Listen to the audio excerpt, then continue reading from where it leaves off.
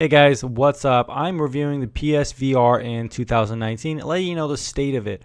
This is kind of a look at the hardware as combined with some of the software experience and what it's like to own it, and if it's a VR experience that you should invest into. Now it's usually going around 350 for a bundle, 300 for a package without the Move controllers. I got a bundle with Borderlands, Beat Saber, and 2 Move controllers. So right away, I do want to say my favorite thing about the PlayStation VR is that it really feels state of the art. That's the best way I could put it. I used to have the Oculus and I ended up returning it because I found the general device to be very clunky. It used kind of Velcro straps, so it felt kind of cheap to adjust. It was very tricky to adjust. Moving it back and forth with my glasses, it was not very good to use. But the PlayStation VR is a complete opposite in terms of the experience. It's exceedingly comfortable. It has multiple different kind of building components to it. It has a textured kind of grippy plastic material inside that helps it stay on your face. It's easy to clean off if someone's really sweaty. They're also, comfortable on your head as well for long periods of times. And there's also multiple things to adjust, like the little dial on the back, which tightens it through the back so it doesn't slip. And it's easy to adjust on the top, with your forehead. But it's also easy to adjust the actual screen itself, forward and back. And I had no problems at all, even with my pretty big framed glasses. As you could see, this is a very comfortable headset, and the way they designed it is actually quite ingenious with how adjustable it is. This has a lot of impact on the VR experience, I think. It doesn't make it feel like it's as much work to put it on. It's easier to take a break, or if you have a call or something like that, you can actually take it off and jump back in relatively quickly. Not only that, but once you kind of get past a small learning curve, you can actually adjust it pretty easily on the fly to get an optimal kind of clear experience with how it looks on the screen without any blur. Now I can't say the same for Oculus. It's really tricky, and there are things you don't really have to do here, even like dialing the people and stuff like that. It's just kind of automatic, and you can even adjust it in the settings if you want with like one of your pictures. So what else do we have to talk about in terms of the hardware? Well, I think the screen here is pretty good, and I didn't really notice too much of a difference between this and the Oculus Rift. When it is all black, when you're in loading screens, the screen door effect is very prominent. You could definitely see it there. Again, if you don't know what the screen door effect is, it's pretty much exactly what it sounds like. You know those screen doors that prevent you from going outside, they prevent bugs from getting in. It kind of looks like that spiderwebby kind of screen door thing. But I didn't really notice it too much while playing games, so not much of an issue. Just kind of annoying when you're in loading screens and stuff like that. Can make you a bit nauseous and dizzy because your eyes kind of have trouble focusing. We could talk about the controllers a little bit. Now, a lot of people kind of give them shit because they are quite old in terms of technology, but I would say I actually like the controllers. They have a very good ergonomic feel in your hand. The vibrations feel good. The buttons are pretty well laid out, but the side buttons are a little bit confusing with the share and select button. It is cool to see that the select button, if you hold it, it does reorient the screen, which is really nice and convenient. But they can be a little bit wonky sometimes. My problem is that I always get them mixed up. So if I'm playing Beat Saber, the blue one's on the wrong side and the red one's on the wrong side. Or in different games, it wants you to have a specific one, a specific hand. So you are going to have to, finagle and jingle them across your hands a couple times depending on, what game you're playing, which can be definitely annoying. Yeah. The tracking works pretty good, though, for the controllers, and for such an old technology, I guess they do work pretty well for me. I would say most games it's pretty comparable to, something like the Oculus. Of course, you're not going to have, as movable fingers and stuff like that, but I would say they work pretty good. You just got to make sure the camera's in the right position to get the right tracking. And now that is another area that I kind of don't like about the PSVR is the camera can be a bit wonky. You really got to set it up right.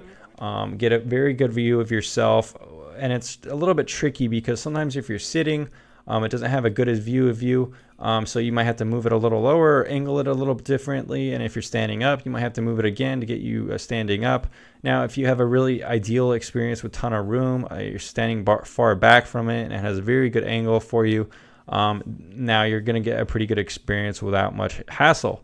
The PlayStation VR does work better in smaller environments, but there still are some things you have to consider like that. And now for me, I seem to have a pretty good setup in that there's nothing around me that I'm going to hit, but I do have to kind of be mindful of my position with the camera. Another thing I want to touch on is moving through the menus.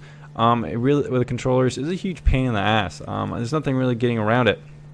You kind of have to hold the trigger and kind of flick your wrist side to side, and that kind of movement kind of reminds me of controlling the menus in the Wii, the original Wii. So if you're familiar with that, it's a bit clunky and tricky to get precise selections and stuff like that. Not a big deal, but I just kind of wish that the controllers had some kind of D-pad or something like that, like the Oculus, or even a joystick, which would make navigating the menus a lot easier.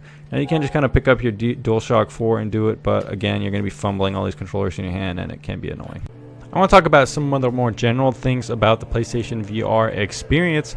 I do like how it comes with a good demo CD. It has, around 10 or so games, or even more, with a variety of different experiences. Some are platformers like Moss, and some are raw data, which are kind of like horde-like shooters. You have kind of like a persistence game, which is kind of like a roguelike. I would imagine it to be kind of like a horror game, kind of like old school Doom or even Dead Space, and various other titles, and even a Dino kind of game, which is kind of like a godlike game where you control, and it's sort of like RTS. Overall, though, I really like this, that they provide this free demo CD to give you a good taste of the experience. There are some really good games that kind of surprised me, like Megalith, for example. Now, one thing I really liked about this game is it provided a really good social VR experience. And these kind of social VR experiences aren't really something you're going to be able to get elsewhere outside of the VR. Now, I'm not certain that this is unique to PlayStation VR, but over VR in itself, and I guess in terms of PlayStation VR, it probably does have the biggest market for people, probably the biggest audience. So you are going to find more communities perhaps in some of the other platforms that are smaller, harder to get into, and more expensive. But what we have here is a lot of mature and friendly gamers with most of the games that I've tried, with good communities. Megalith, most of the people I talk with are always pretty friendly and willing to talk to me about VR or just, how they like the game. And here's a good example of it right now. Choose your type. Hey, what's up, man? How you doing?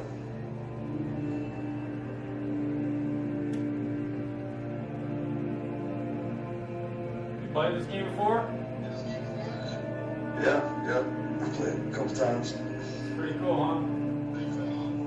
Yeah, it'd be cool. There's more levels and shit, though. Now, I do want to talk a little bit about graphic fidelity, because that's something that's neither bad nor good in my opinion.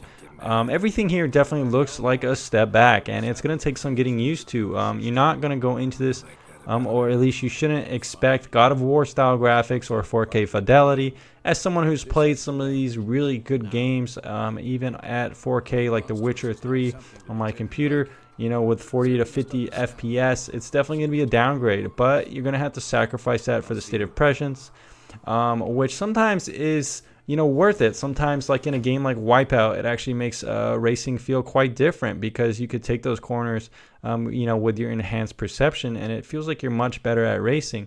Whereas in my opinion, some games like Borderlands 2 don't really feel that much different. You do have your hands below you, and you could shoot a little differently, but overall I don't think they add to the experience that much. Of course, this is my opinion, but if you've played a game to death, or if you don't really like the game's gameplay, you're definitely going to notice some of these things, and they're going to be more nitpicky. Whereas something like Beat Saber, the graphic fidelity, and something like Megalith, which I really enjoy, it's not so much about the graphics, but more about the gameplay. And when these gameplay systems really match up with a VR experience, that is when something special happens. Take, for example, in Megalith, when I shoot, a spell, I can see the arrows kind of arcing through the sky, about to hit the opponent, or if someone's shooting something at me. It really does feel like an interesting kind of mechanic, an interesting way to aim and to see shots coming for you. Or if you raise a wall in front of you, it just feels really epic to have that protection, and in that sense of scale, being able to show a shield in front of you like that is really cool. But again, it just really depends on the game. Some games just really don't look that great, and I think a lot of people actually don't really recognize that enough. So now let's talk about PlayStation VR and a little bit about the cons. Well, it definitely sort of feels like a hole in your pocket, a burning hole in your wallet, whatever you want to say. I'm talking to multiple people in multiple games. and most of them seem pretty content with the experience. You know, no one's like mind blown or anything like that, I would say.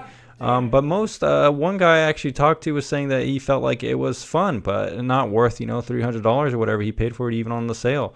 So it definitely is an investment, and a lot of people can make this kind of bitter or not want to deal with the experience or learn how to, you know, enjoy it.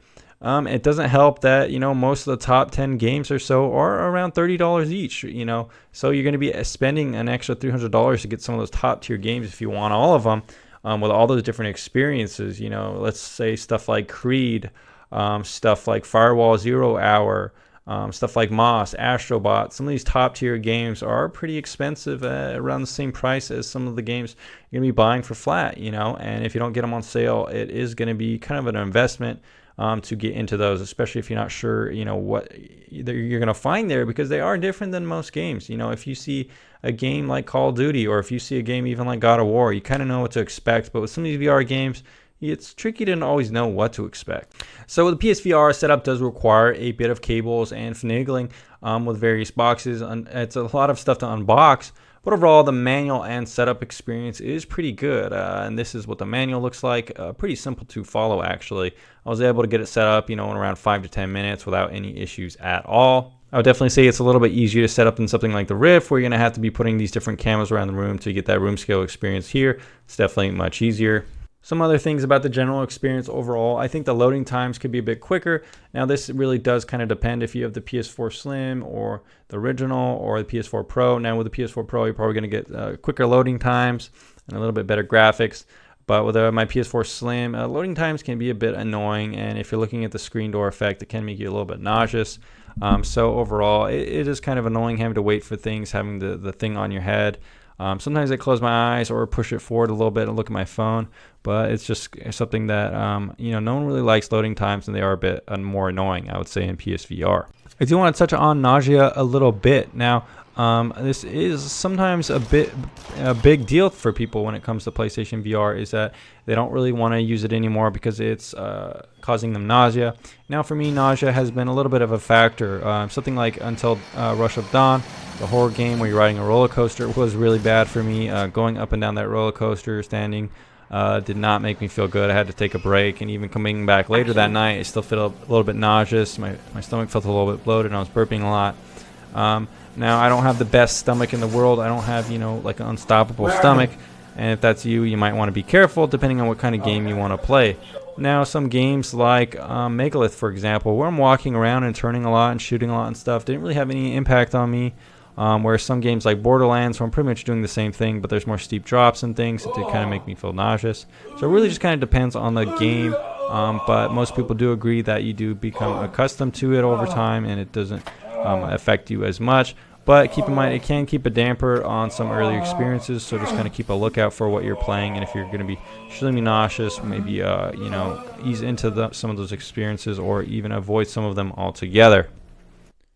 Alright guys, that pretty much wraps up this video. So in conclusion, what are my thoughts on PSVR? Well, it's hands down the most comfortable VR headset that I've tried to date. It is very comfortable, and overall it's pretty fun to use. I think for me especially, it depends on what kind of game I'm playing. If I'm playing something like Beat Saber or Megalith, the experience feels really unique.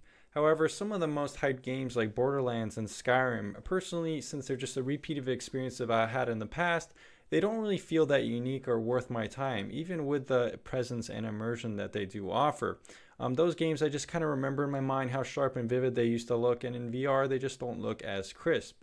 I think for VR especially, it's important to find new experiences and try new games, and that's probably what shines most about VR, and that's the same with PSVR as well. Now, in terms of some of the differences compared to the other platforms out there, I think the price is definitely cheaper, which makes it very good, as well as the comfort, and also I think the experience overall with tracking and in terms of the fidelity of the graphics is pretty comparable. So I think it's definitely probably the best VR system to buy, especially with some of these very, very good exclusives.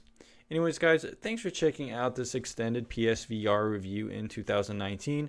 I put a ton of work into this video, and if you want to check out some of my other videos on the channel, feel free to do so. I've done some other tech reviews and stuff like that, but I also have a ton of content just testing out various websites, seeing how to watch free movies and TV shows, how to stay secure on the internet, and stuff like that. I'll see you again very soon, guys. Let me know if you want to see more PSVR content, gaming content, or whatever, and keep it easy.